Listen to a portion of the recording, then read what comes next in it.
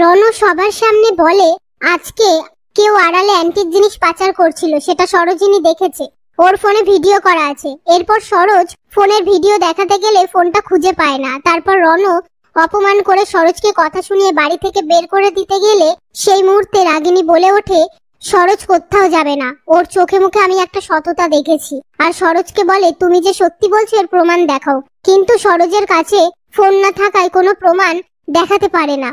তখনই রাগিনী বলে তুমি তো বিয়ে অবধি এ বাড়িতে আছো, তাহলে ততদিনে তুমি সেটা প্রমাণ করে দিও যে তুমি মিথ্যে বলছো না। সরোজ বলে আমি কোনো রকম গসিপ বা মিথ্যে বলছি না, সেটা আমি প্রমাণ করে দেবই। এরপর সরোজের স্যার সরোজকে ফোন করে বলে তোমার ফোনটা আমার কাছে আছে, আর আজ থেকে তুমি এই ফোনটাই ব্যবহার করবে। আর শত্রুপক্ষের নারী নক্ষত্র জেনেই তারপর ওদের সাথে লড়াই করো। এখন থেকে যদি ওদের সাথে লড়াই চালিয়ে যাও তাহলে তোমার অবস্থাও তোমার বাবার মতন হবে।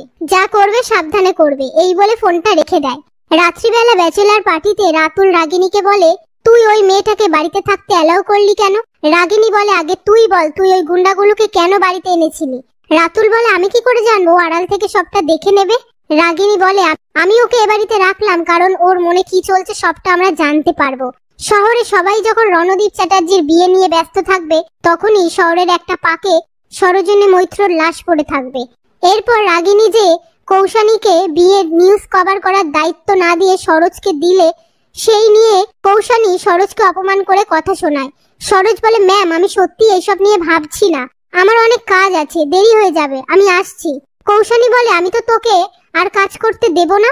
আচ্ছা তুই কি ভাবলি রণদীপ চ্যাটার্জির বিয়ের খবরটা ভালো করে কভারেজ করলে খবর 16 আনায় তোর চাকরিটা হয়ে যাবে? তাহলে শুনে রাখ, আজকে ওদের প্রথম প্রি ওয়েডিং পার্টি, আমি তোকে তো সেখানে পৌঁছতে দেব না। এই কথা শুনে সরোজ আপন মনে বলে এই রে, আমি যদি পার্টিতে পৌঁছতে না পারি তাহলে তো বিয়েতেও থাকতে পারবো না। স্যার আমায় বলেছে আমায় এ বাড়িতে থাকতেই হবে।